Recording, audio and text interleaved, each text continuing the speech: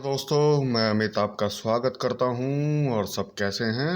उम्मीद करता हूं सब अच्छे होंगे। तो एक बात कहनी थी आपसे, अगर आपको मेरे वीडियो अच्छे लग रहे हैं तो प्लीज़ ज़्यादा से ज़्यादा शेयर कीजिए, जिससे औरों को भी फ़ायदा मिले। और अच्छे लग रहे हैं तो इसके साथ सब्सक्राइब भी कीजिए, जिससे मैं थोड़ा मोटिवेट होऊंगा और भी अच्छे अच्छे वीडियो लेकर आऊँगा आपके लिए। तो चलिए देखते हैं आज के वीडियो में क्या है। तो आज का वीडियो जो है वो पॉलिटी के मोस्ट इम्पॉर्टेंट एमसीक्यूज़ हैं, और जो हमेशा की तरह क्या हैं, बाइलिंगुअल हैं। तो चलिए बिना समय गवाए शुरू करते हैं। पहला क्वेश्चन देखते हैं। तो पहला क्वेश्चन क्या है कि मूल भारतीय संविधान में 22 भाग थे, उनमें से हटाया गया एकमात्र भाग कौन सा है? कहने का मतलब है जब संविधान बना तो उसमें 22 पार्ट हैं, 22 पार्ट्स हैं। तो उन 22 पार्ट्स में से मात्र एक पार्ट को हटाया गया है संशोधन के द्वारा, अमेंडमेंट कर दिया गया है। तो वो कौन सा है? तो ऑप्शन देखते हैं। Part 7, part 9, part 5, part 15। तो क्या आंसर है? कौन सा पार्ट है जिसे संविधान से हटा दिया गया है? तो इसका आंसर है ए, पार्ट 7। पार्ट 7 एकमात्र पार्ट है संविधान का जिसको संशोधन के द्वारा हटा दिया गया है। तो किस संशोधन द्वारा हटाया गया है? तो वो सातवां संशोधन 1956, 1956 में भाग 7 को संविधान से हटा दिया गया है। चलिए अगला क्वेश्चन देखते हैं। तो अगला क्वेश्चन क्या है कि भारतीय संविधान में संघवाद किस देश से लिया गया है? संघवाद मतलब फेडरलिज्म। तो भारतीय संविधान में जो फेडरलिज्म है वो किस देश के संविधान से लिया गया है? तो ऑप्शन देखते हैं। ऑप्शन में है कनाडा, यूएसए, ब्रिटेन, आयरलैंड। तो भारतीय संविधान में जो संघवाद है, जो फेडरलिज्म है, वो किस देश के संविधान से लिया गया है? तो इसका आंसर है कनाडा। तो जो कनाडा में फेडरलिज्म था जिस तरह का, उसी तरह के फेडरलिज्म को भारतीय संविधान में अपनाया गया है। इसे और स्पेसिफिक देखें तो सशक्त केंद्र के साथ संघीय व्यवस्था बोला गया है इसे। क्या? सशक्त केंद्र के साथ संघीय व्यवस्था। तो फेडरलिज्म कहाँ से लिया गया है? कनाडा से लिया गया है। चलिए अगला क्वेश्चन देखते हैं। अगला क्वेश्चन क्या कह रहा है कि किस देश के संविधान से भारतीय संविधान में राज्य के नीति निर्देशक सिद्धांत यानी direct principles of state policy और राष्ट्रपति की निर्वाचन पद्धति यानी प्रेसिडेंशियल इलेक्शन सिस्टम, तो डीपीएसपी और प्रेसिडेंशियल इलेक्शन सिस्टम किस देश के संविधान से भारतीय संविधान में लिया गया है? तो ऑप्शन में क्या क्या है? तो ऑप्शन में है कनाडा का संविधान, आयरलैंड का संविधान, ऑस्ट्रेलिया का संविधान और यूएसए का संविधान। तो इसका आंसर क्या है? किस देश के संविधान से राज्य के नीति निर्देशक सिद्धांत और राष्ट्रपति की निर्वाचन पद्धति ली गई है? तो वो है आयरलैंड का संविधान। कहाँ से? आयरलैंड के संविधान से ली गई हैं बातें। चलिए अगला क्वेश्चन देखते हैं। तो अगले क्वेश्चन में क्या है कि भारतीय राष्ट्रीय ध्वज में स्थित चक्र किस बात का प्रतिनिधित्व करता है? तो हमारा जो राष्ट्रीय ध्वज है, नेशनल फ्लैग है, तिरंगा, उसमें जो मध्य भाग में चक्र है, अशोक चक्र है, वो किस बात को रिप्रेजेंट करता है? तो ऑप्शन में क्या है?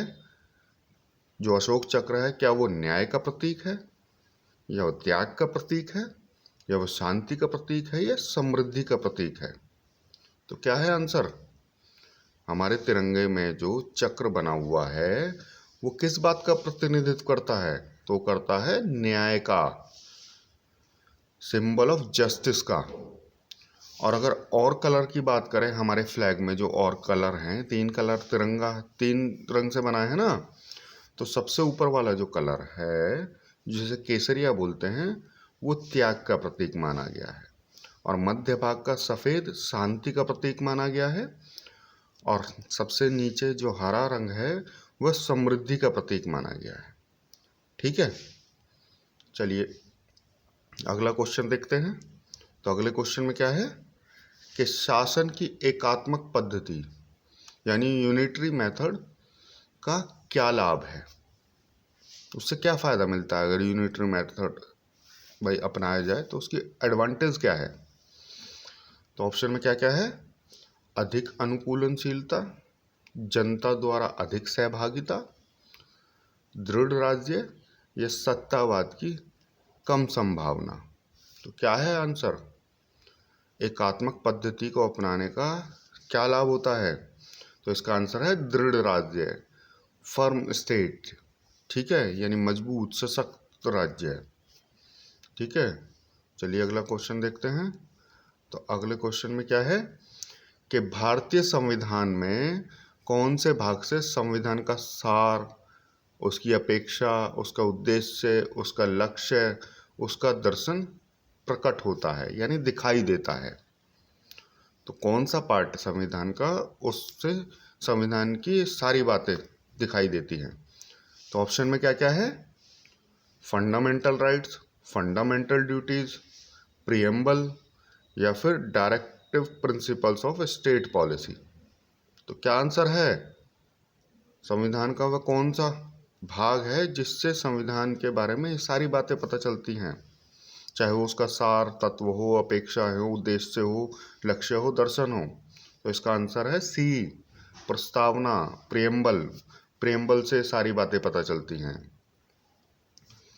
चलिए अगला क्वेश्चन देखते हैं। तो अगला क्वेश्चन क्या है कि संविधान बनाते समय निम्न में से कौन सा आदर्श प्रस्तावना में शामिल नहीं था। ठीक है, तो कौन सा आदर्श शामिल नहीं था, ये पूछा गया है। तो ऑप्शन में क्या है, ऑप्शन ए स्वतंत्रता, बी न्याय, सी समाजवादी, डी समता। तो कौन सा आदर्श प्रस्तावना में शामिल नहीं था जब संविधान बनाया गया। तो इसका आंसर है समाजवादी, सोशलिस्ट, ये आदर्श नहीं था। तो ये कब जोड़ा गया प्रस्तावना में, तो प्रस्तावना में केवल एकमात्र संशोधन हुआ है जिसमें 3 शब्द जोड़े गए थे। तो पहले तो वो जानते हो संविधान संशोधन कौन सा था, तो वो 42वां संविधान संशोधन था जो कि 1976 में हुआ। ठीक है, और कौन से 3 शब्द जोड़ोगे, एक शब्द तो यही है समाजवादी, दूसरा शब्द धर्मनिरपेक्ष, ठीक है, यानी कि सेकुलर, और तीसरा जोड़ा गया अखंडता।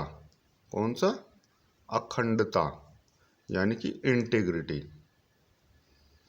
चलिए अगला क्वेश्चन देखते हैं। तो अगले क्वेश्चन में क्या है कि भारत के संविधान में संघीय शब्द, फेडरल वर्ड का प्रयोग कहाँ पर हुआ है। तो ऑप्शन में क्या क्या है, तो ऑप्शन में है अनुच्छेद 1, प्रस्तावना, राज्य नीति निर्देशक सिद्धांत, या संविधान में कहीं नहीं।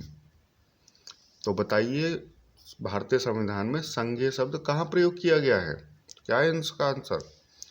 तो भारतीय संविधान में संघीय शब्द कहीं नहीं प्रयोग किया गया है। इसका आंसर है संविधान में कहीं नहीं, इस वर्ड को यूज नहीं किया गया है। चलिए अगला क्वेश्चन देखते हैं। तो अगले क्वेश्चन में क्या है कि शक्तियों का विभाजन और स्वतंत्र न्यायपालिका निम्न में से किसकी 2 महत्वपूर्ण विशेषताएं हैं। क्या है, शक्तियों का विभाजन यानी डिवीजन ऑफ पावर, और स्वतंत्र न्यायपालिका यानी इंडिपेंडेंट जुडिशरी। तो ऑप्शन में क्या है, किसकी 2 विशेषताएं हैं। ऑप्शन में है सरकार का एकात्मक स्वरूप, सरकार का समाजवादी स्वरूप, सरकार का संघीय स्वरूप, और सरकार का लोकतांत्रिक स्वरूप। तो किसकी 2 विशेषताएं हैं ये, शक्तियों का विभाजन और स्वतंत्र न्यायपालिका। तो यह सरकार का संघीय स्वरूप की, इसकी फेडरल फॉर्म ऑफ गवर्नमेंट की। चलिए अगला देखते हैं। अगला क्वेश्चन क्या है, तो अगला क्वेश्चन है कि निम्न में से कौन सा संघीय प्रकार के शासन का एक गंभीर दोष है। ठीक है, तो ये सबसे गंभीर दोष है या बुराई है संघीय प्रकार के शासन की, तो क्या है। तो ऑप्शन में क्या है, अकुशल शासन, सत्तावादी शासन, पृथकता का खतरा, या स्थानीय हितों की उपेक्षा। तो क्या है इसका आंसर, इसका आंसर है पृथकता का खतरा, आइसोलेशन रिस्क, यानी कि टूटने का, अगर कोई संघ बना है तो उसके टूटने का खतरा। ठीक है। और देखते हैं, तो अगला क्वेश्चन क्या कह रहा है कि एकल नागरिकता तथा एकीकृत न्यायपालिका किस प्रकार की सरकार की विशेषता है।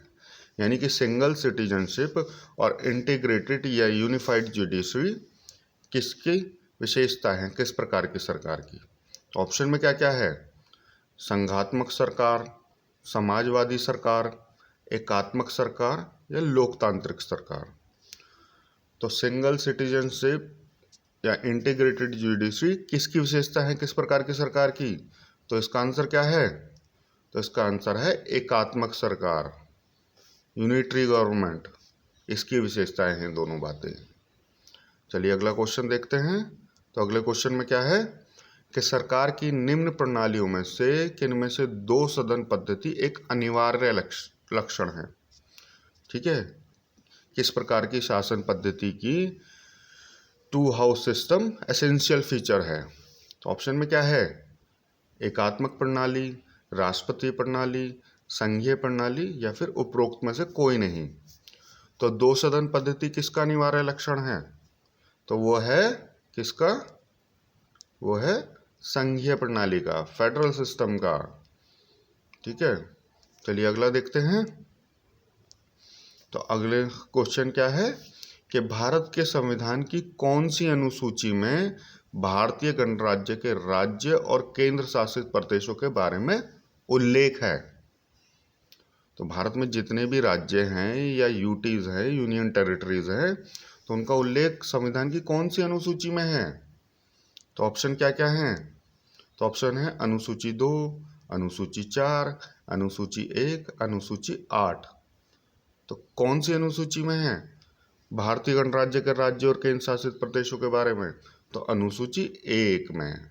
कौन सी में, अनुसूची 1 में। भारतीय संविधान में वर्तमान में कुल कितनी अनुसूची हैं, तो वो है 12। कितनी, 12 है। ठीक है, चलिए अगला क्वेश्चन देखते हैं। तो अगला क्वेश्चन क्या है कि भारतीय संविधान की अनुसूची 3 में निम्न में से किसका उल्लेख है। यानी अनुसूची के 3 में किसके बारे में बताया गया है। तो ऑप्शन क्या क्या हैं, राज्यसभा की सीटों का आवंटन, शपथ या प्रतिज्ञा के प्रारूप, संविधान द्वारा मान्य भाषाएं, पंचायती व्यवस्था के उपबंध। तो अनुसूची 3 का विषय क्या है इन चारों ऑप्शन में से, तो अनुसूची 3 में शपथ या प्रतिज्ञान के प्रारूप दिए गए हैं। यानी कि जितने भी संवैधानिक पद हैं उसमें शपथ लेने का क्या प्रारूप है उसके बारे में जानकारी मिलती है। यहीं अगर और ऑप्शन की बात करें तो राज्यसभा की सीटों का आवंटन के बारे में अनुसूची 4 में बताया गया है, संविधान द्वारा मान्य भाषाएं अनुसूची 8 में है और पंचायती व्यवस्था के उपबंध अनुसूची 11 में है।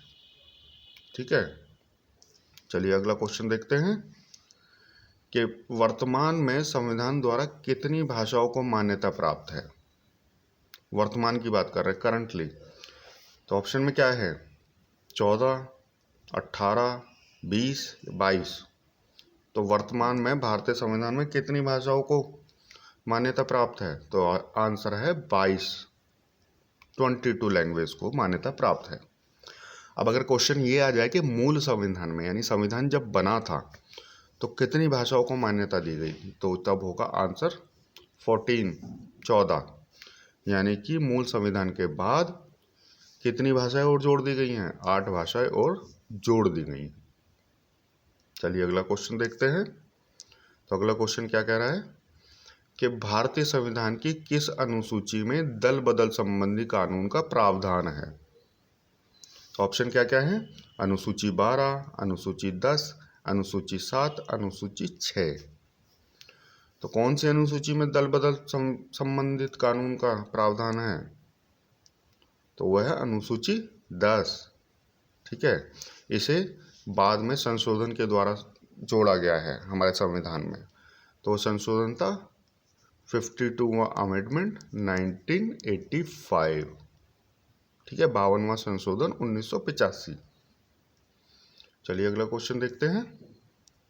तो अगला क्वेश्चन क्या है कि भारतीय संविधान में भारत को किस रूप में वर्णित किया गया है। बहुत इंपॉर्टेंट क्वेश्चन है ये। ऑप्शन में क्या है? एकात्मक, राज्यों का समूह, परिसंघ या राज्यों का संघ। तो किस रूप में वर्णित किया गया भारतीय संविधान में भारत को? तो वो कहा गया है राज्यों का संघ, यूनियन ऑफ स्टेट्स। ठीक है, अगला क्वेश्चन देखते हैं।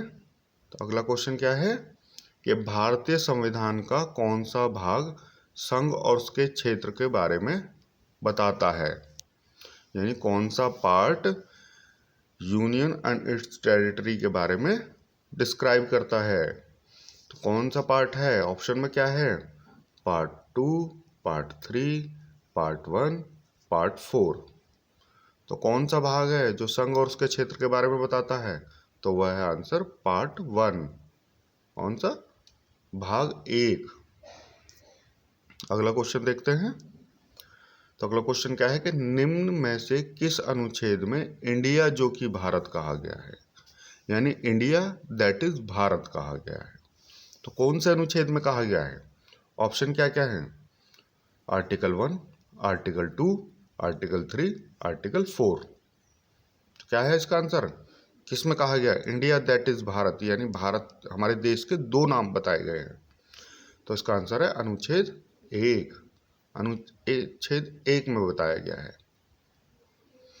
चलिए अंतिम क्वेश्चन देखते हैं इस वीडियो का कि निम्न में से किस मामले में सुप्रीम कोर्ट ने संविधान की मूल संरचना सिद्धांत यानी कि बेसिक स्ट्रक्चर प्रिंसिपल का प्रतिपादन किया? तो ऑप्शन में क्या है? शंकरी प्रसाद मामला 1951, गोलकनाथ मामला 1967, केशवानंद भारती मामला 1973 या उपरोक्त में से कोई नहीं। तो कौन सा विवाद, कौन सा मामला है जिसमें सुप्रीम कोर्ट ने संविधान के बेसिक स्ट्रक्चर प्रिंसिपल को शुरू किया, मतलब बताया, उसके बारे में प्रतिपादित किया? तो इसका आंसर है केशवानंद भारती मामला, जो कि 1973 में हुआ था। कौन सा है? केशवानंद भारती मामला 1973। तो इस वीडियो में इतना ही। अगर आपको अच्छे लग रहे हैं वीडियो तो ज़्यादा से ज़्यादा शेयर कीजिए और सब्सक्राइब भी कीजिए, तभी आगे के वीडियो के बारे में आपको पता चलेगा। मैं ऐसी वीडियो लाता रहूँगा। अभी के लिए इतना ही। धन्यवाद, नमस्कार, जय हिंद, जय भारत।